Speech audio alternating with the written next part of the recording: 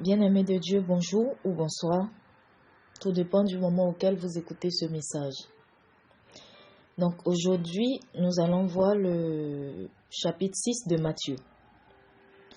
Nous allons commencer par confier ce moment à Dieu. Abba Père, nous te disons merci, nous te rendons toute la gloire, nous élevons ton nom, nous glorifions ton nom, Seigneur, nous t'adorons pour toutes les grâces que tu nous fais chaque jour que tu nous donnes. Nous te prions, nous t'invitons de te joindre à cette méditation afin que tu puisses nous conduire dans toute chose qui sera nécessaire pour nous, Seigneur.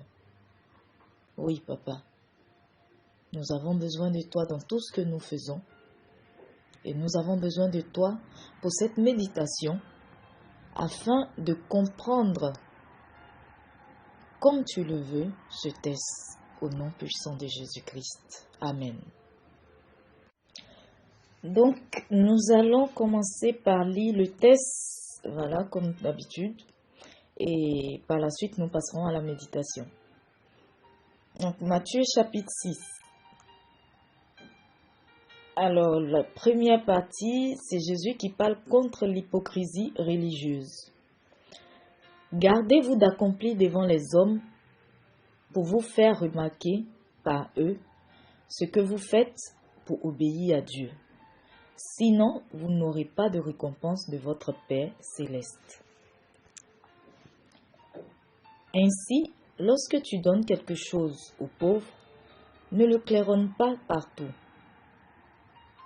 Ce sont les hypocrites qui agissent ainsi dans les synagogues et dans les rues pour que les gens chantent leurs louanges. Vraiment, je vous l'assure, leur récompense, ils l'ont d'ores et déjà reçue. Mais toi, quand tu donnes quelque chose aux pauvres, que ta main gauche ne sache pas ce que tu fais, que ta main gauche ne sache pas ce que fait ta main droite, que ton aumône se fasse ainsi en secret, et ton Père qui voit dans le secret te le rendra.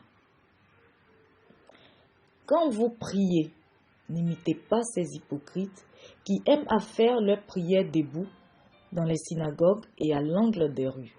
Ils tiennent à être remarqués par tout le monde. Vraiment, je vous l'assure, leur récompense, ils l'ont d'ores et déjà reçue. Mais toi, quand tu veux prier, va dans ta pièce la plus retirée, verrouille ta porte et adresse ta prière à ton Père qui est là dans le lieu secret. Et ton Père qui voit dans le secret te le rendra.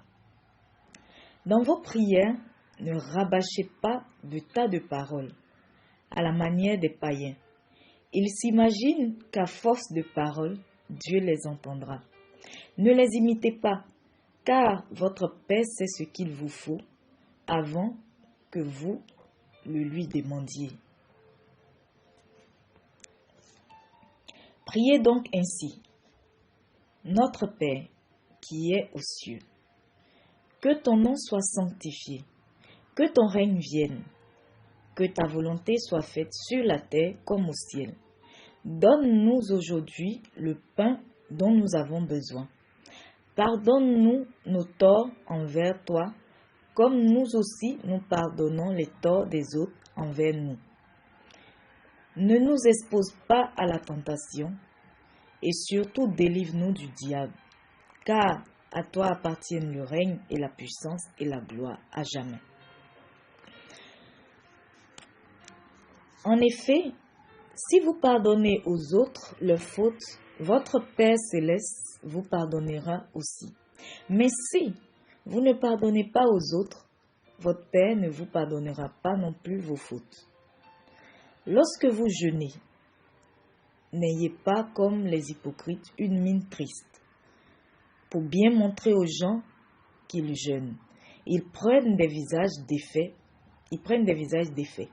Vraiment, je vous l'assure, leur récompense, ils l'ont d'ores et déjà reçue.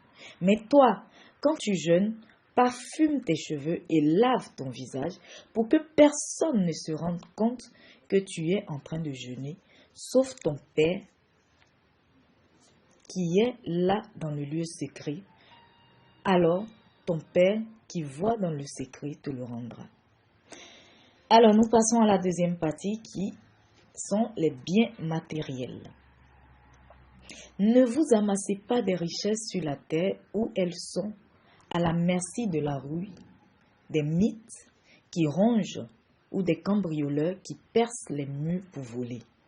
Amassez-vous plutôt des trésors dans le ciel où il n'y a ni rouille, ni mythes qui rongent, ni cambrioleurs qui percent les murs pour voler. Car là où est ton cœur, car là où est ton trésor, là sera aussi ton cœur. Les yeux sont comme une lampe pour le corps. Si donc tes yeux sont en bon état, ton corps entier jouira de la lumière. Mais si tes yeux sont malades, tout ton corps sera plongé dans l'obscurité. Si donc la lumière qui est en toi est obscurcie, dans quelle ténèbres profondes te trouveras-tu? Nul ne peut être en même temps au service de 2 maîtres, car ou bien il détestera l'un et aimera l'autre, ou bien il sera dévoué au premier et méprisera le second. Vous ne pouvez pas servir en même temps Dieu et l'argent. C'est pourquoi je vous le dis, ne vous inquiétez pas en vous demandant, qu'allons-nous manger ou boire? À quoi allons-nous? Avec quoi allons nous habiller? La vie ne vaut-elle pas plus que la nourriture? Et le corps ne vaut-il pas bien plus que les vêtements? Voyez ces oiseaux qui volent dans le ciel. Ils ne sèment ni ne moissonnent. Ils n'amassent pas de provisions dans les greniers.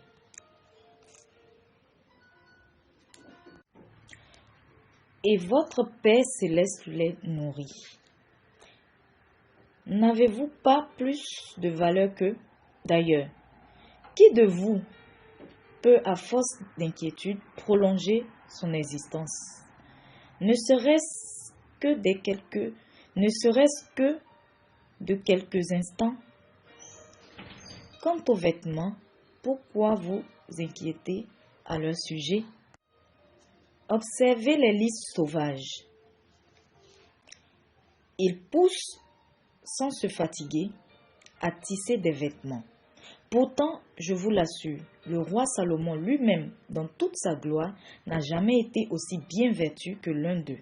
Si Dieu habille ainsi cette petite plante des champs qui est là aujourd'hui et qui demain sera jetée au feu, à plus forte raison, ne vous vêtira-t-il pas vous-même? Ah, votre foi est bien petite. Ne vous inquiétez donc pas et ne dites pas, que mangerons-nous ou que boirons-nous ou avec quoi nous habillerons-nous? Toutes ces choses, les païens s'en préoccupent sans cesse. Mais votre Père qui est aux cieux sait que vous en avez besoin. Faites donc du royaume des cieux et de ce qui est juste à ses yeux votre préoccupation première, et toutes ces choses vous seront données en plus. Ne vous inquiétez donc pas pour le lendemain se souciera de lui-même. À chaque jour suffit sa peine. Amen. Nous sommes à la fin du chapitre 6 de Matthieu. Et nous remercions Dieu pour cette parole. Nous allons maintenant passer à la méditation. Donc, ce texte de Matthieu 6, déjà dans la première partie, nous défend de faire des choses, d'accomplir des œuvres, rien que pour nous faire remarquer. Nous devons savoir aider dans le secret, et même si notre aide et nos œuvres devaient se faire publiquement,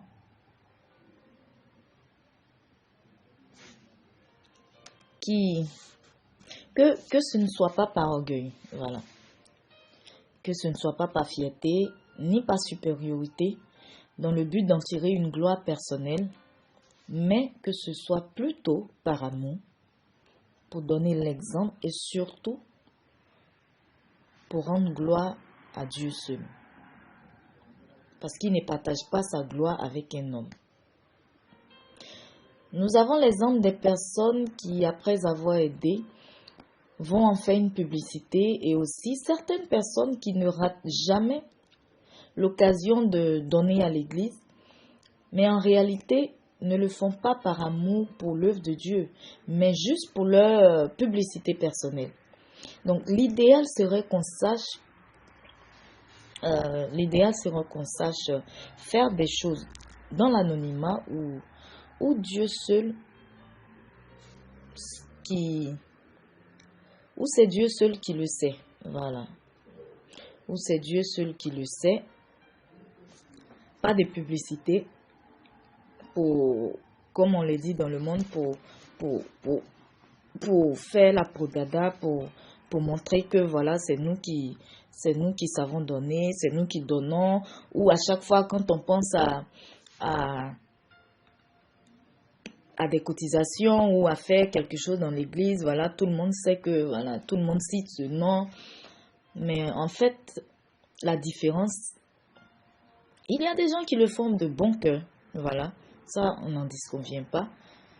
Et c'est ça la différence avec la personne qui donne toujours de bon cœur et pour rendre gloire à Dieu, pour l'œuvre de Dieu, pour l'avancement de l'œuvre de Dieu, et la personne qui donne pour sa gloire personnelle. Voilà. Parce qu'il y a des gens aussi, il faut le dire, il y a des gens qui aiment bien se faire voir. Donc, nous devons toujours faire les choses pour rendre gloire à Dieu, comme je l'avais dit, parce que c'est Dieu seul qui récompense, et vraiment sa récompense, elle est meilleure à la récompense des hommes. Voilà. Donc, la même recommandation de faire les choses dans le secret nous est aussi donnée pour la prière. Nous devons éviter de nous montrer les trop spirituels devant les hommes, c'est-à-dire adopter des postures de prière lorsque plusieurs personnes peuvent nous voir et dire de nous que nous prions beaucoup et nous donnons tous les bons qualificatifs spirituels par rapport à ce que nous leur montrons. Nous devons prier dans le secret, spirituel comme physique. Donc spirituel, c'est-à-dire que tu peux être en public avec d'autres personnes et tu peux être en train de prier dans ton cœur sans que personne ne le sache. Et le secret physique, tu cherches un endroit tranquille, un moment où tout le monde dort et où il n'y a que Dieu et toi pour ta prière. Dieu entend aussi cette prière-là, même quand personne ne te voit. C'est la meilleure prière, même parce que là, vous n'êtes que toi et lui et toi. Donc, apprenons vraiment à aussi prier dans le secret, pas seulement à l'église en groupe, parce que on a remarqué qu'il y a certains chrétiens qui, quand ils sont déconnectés de l'église, c'est-à-dire quand ils sont seuls, ils n'arrivent plus à prier. Mais pourtant, quand c'est à l'église, voilà, les prières de groupe, ils s'investissent, mais tout seul, c'est compliqué. Donc, nous devons aussi apprendre cela, demander au Saint-Esprit de nous aider à pouvoir prier quand nous sommes seuls. Et donc, dans nos prières, nous devons éviter d'enchaîner parole sur parole, demande sur demande, pour espérer être exaucés, car avant même que nous n'ouvrions la bouche, Dieu sait ce qu'il nous faut. Et Jésus nous montre comment prier. Donc, je vais mettre la prière en commentaire, la prière du Notre Père en commentaire. Voilà. Et Jésus nous invite aussi à pardonner aux autres afin que Dieu aussi nous pardonne. Mais si nous refusons de pardonner, Dieu ne nous pardonnera pas également. C'est plutôt facile de dire de pardonner, mais difficile de le pratiquer.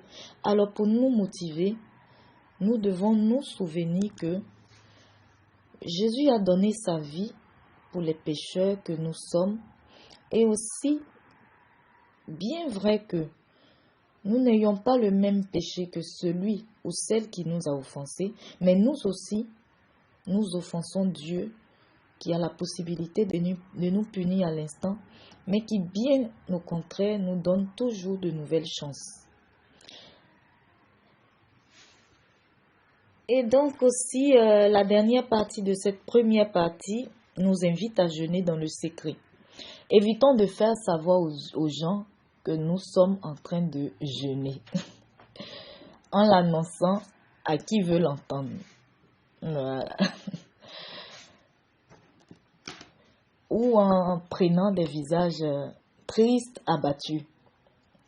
Il ne faudrait même pas que les autres se doutent par notre comportement que nous sommes en train de jeûner. Donc, jeûner, c'est une décision personnelle. Alors, lorsqu'on jeûne, lorsqu'on décide en fait de jeûner, il faudra le faire dans le secret. Et nous ne devons pas empêcher non plus les autres de manger devant nous parce que personne ne nous a obligés à jeûner. Personne n'a pris la décision pour nous de jeûner. C'est pourquoi le jeûne chrétien, à part les jeûnes en communauté, c'est-à-dire les jeûnes de l'église, voilà, personne n'oblige une autre à jeûner. Donc, c'est une décision personnelle que nous prenons parce que nous le ressentons. Donc, quand nous jeûnons, nous devons vraiment, c'est par amour, c'est par bien-être. C'est-à-dire que notre faim ne doit pas nous emmener à blâmer les autres pour le jeûne que nous avons décidé de faire nous-mêmes. Parce que c'est nous qui avons décidé. Nous avions la possibilité de jeûner ou non. Et quand nous décidons de jeûner, nous devons vraiment bien le faire. Nous ne devons pas jeûner pour les hommes, mais nous devons jeûner pour Dieu. Parce que nous avons pris un sujet de prière. Donc nous devons jeûner pour Dieu. Nous avons présenté un sujet de prière à Dieu. Et c'est sur ça que nous devons nous concentrer, mais pas sur toutes les distractions que l'ennemi même peut nous apporter à travers notre entourage.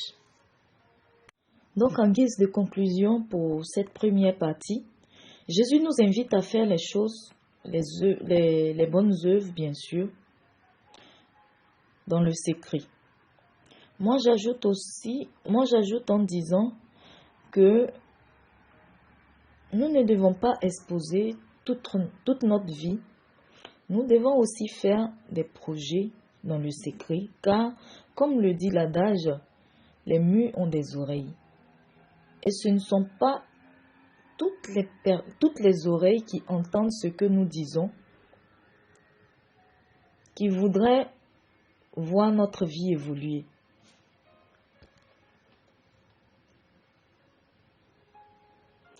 Donc, en ces mues qui ont des oreilles,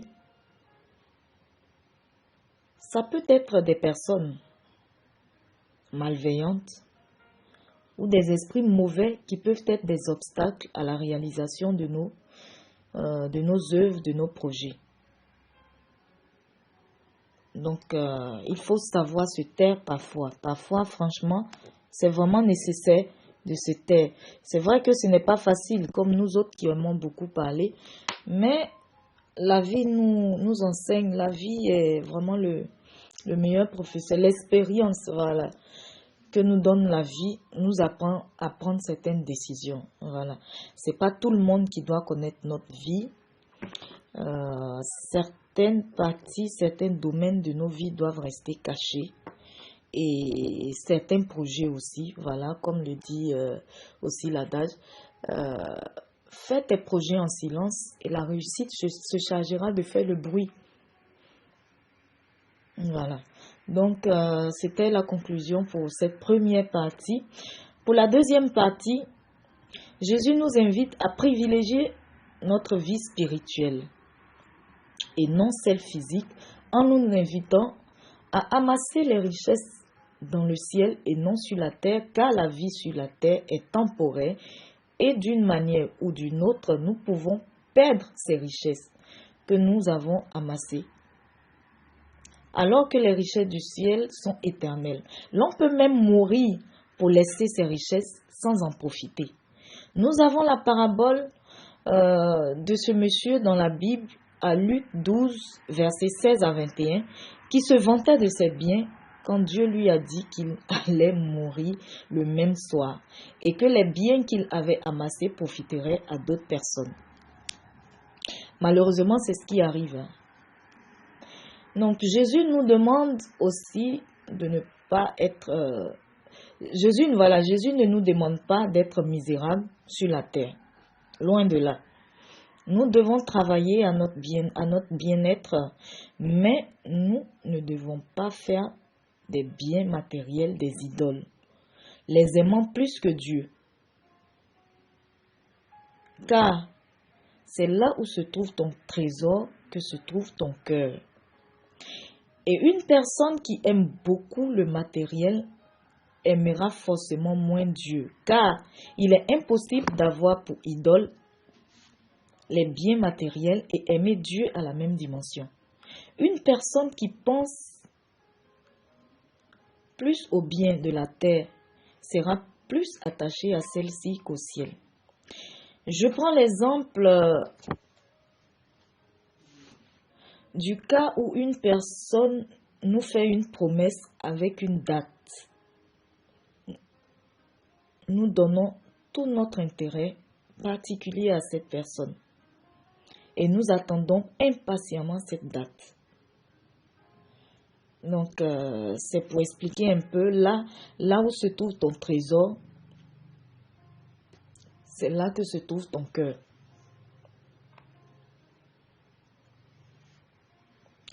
Je prendrai aussi l'exemple de l'histoire d'un riche patron qui n'avait pas vraiment la paix du cœur, contrairement à son gardien.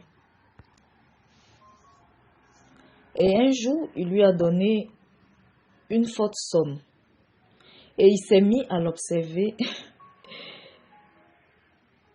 Il s'est mis à l'observer pendant la nuit. Du haut de son balcon, il était en train d'observer le gardien pour voir comment il se comporterait. Et il a remarqué que le gardien n'avait plus la même sérénité qu'il avait avant d'avoir cette somme. Il était devenu plus vigilant. Et donc, c'est aussi pour montrer que vraiment, quand on a tout le cœur sur le matériel, quelquefois, on arrive à ne même plus avoir la paix du cœur. Parce qu'on ne pense qu'à ça, on est focalisé sur ça. Et vraiment, cette attitude peut quelquefois, sinon même, peut nous éloigner de Dieu. Donc Jésus utilise l'expression des yeux qui sont une lampe pour le corps pour nous dire que Dieu et sa parole sont une lampe pour notre âme, mais aussi pour notre corps physique. Et lorsque nous les ignorons, cela a des conséquences néfastes. Donc, pour argumenter cela, pour confirmer cela, lis les versets suivants. Psaume 119, verset 105 et Osée 4, verset 6. Une personne qui ignore la parole de Dieu est à la merci de ses ennemis qui peuvent faire d'elle ce qu'elles veulent. Voilà. Donc, c'est avec la parole de Dieu que Jésus avait chassé le diable après son jeûne de 40 jours et 40 nuits, que nous voyons dans Matthieu 4, le verset 1 à 11. Et je prendrai l'exemple, comme je vous le disais, qu'une personne qui n'a pas Dieu, qui n'a pas Jésus dans sa vie, est à la merci de ses ennemis. Donc, je prends l'exemple, vous êtes avec un voisin, voilà, vous êtes avec un voisin, il a son poulailler, vous avez votre poulailler. Et un jour, vous oubliez, ou bien vous voyagez, vous oubliez peut-être de fermer la porte de votre poulailler, ou bien vous êtes allé vous coucher et vous avez laissé la porte de votre poulailler ouverte. Et ce voisin, il a besoin de manger du poulet, il a besoin de cuisiner du poulet. Et il voit que votre poulailler, il est ouvert. Naturellement qu'il laissera ses poulets pour s'introduire dans votre poulailler que vous avez laissé à sa merci pour voler vos poulets pour aller les cuisiner pour cette occasion. Donc, franchement, nous avons besoin de Jésus dans notre vie. Certains diront qu'ils prospèrent, ils travaillent. Sans Jésus, ils arrivent à avancer, ils ont des maisons, ils ont des biens matériels. Mais c'est comme je viens de l'expliquer. Le diable ne combattra jamais celui qui est à sa merci pour, pour aller, pour aller s'attaquer. Il ne combattra jamais, voilà, comme je le disais. Comme je le disais, il ne combattra pas celui qui est à sa merci pour laisser celui qui le combat. Donc, quand il sait que tu es à sa merci et qu'il peut disposer de toi, quand il veut, comment il veut, il va plutôt chercher à combattre celui qui le combat, c'est-à-dire celui qui a décidé de suivre Jésus. C'est celui-là qui devient sa priorité de combat. C'est ainsi que quelquefois, on peut voir des gens, des païens, qui réussissent, qui ont des biens matériels. Et on peut voir des gens qui ont décidé, voilà, je prends même 2 cas, comme je le disais. Des païens qui peuvent réussir, qui ont tout, qui arrivent à avancer et tout ça. Et on peut voir des gens qui sont vraiment dans la vérité de Dieu, qui aiment Dieu, qui servent Dieu et qui sont dans des difficultés. Et les gens diront, mais toi tu dis tu sais Dieu et tout ça, et regarde dans quoi tu te trouves. Ce n'est pas forcément parce que le païen il est dans la volonté de Dieu ou parce que Dieu aime ce païen qu'il le bénit, pour bénir même en griffe. Parce que c'est pas tout ce qui brille, tout ce qui est bon, toute évolution qui vient de Dieu non plus. Voilà. Donc, c'est pas parce que Dieu aime le païen qui le bénit pour laisser celui qui est chrétien. Non. Non, non, pas forcément. Pas forcément. Mais quand une personne devient chrétienne, directement, elle est sur la liste noire de l'ennemi. Hein. Voilà, donc il cherchera à attaquer tout ce que cette personne fait. Et malheur à cette personne si un jour elle se trompe pour faire ce que les autres ont l'habitude de faire, ce que les païens ont l'habitude de faire, qui n'ont pas de problème. Malheur à ce chrétien, à cette chrétienne qui va faire la même chose un jour. Là, l'ennemi ne s'amusera pas. Tout le monde des ténèbres sera convoqué pour que tout s'abatte, tous les problèmes s'abattent sur ce chrétien ou sur cette chrétienne. Je ferai même une vidéo là-dessus. Et donc, pour finir, dans ce texte de Matthieu 6, Jésus nous demande de ne pas nous inquiéter pour notre vie et nos besoins, car si Dieu s'occupe des animaux et des plantes, qui sont moins importantes à ses yeux que l'homme, ce n'est pas celui-ci qu'il va délaisser. Mais Dieu assure le lendemain et les besoins des personnes qui font de lui et son royaume leur priorité. Ce sont donc les personnes qui ignorent Dieu qui doivent se soucier de leurs besoins et surtout de leur lendemain. Cette méditation prend ainsi fin. Et donc, je vous remercie pour votre écoute. N'oubliez pas de partager aussi pour que tout le monde, pour que la parole de Dieu soit à la disposition de tous. N'oubliez pas de vous abonner. N'oubliez pas de liker. Donc, que Dieu vous bénisse, qu'il bénisse vos activités et que chaque jour qu'il nous donne, qu'il nous permette de nous améliorer, nous rapprochons de lui. Au nom de Jésus-Christ. Amen.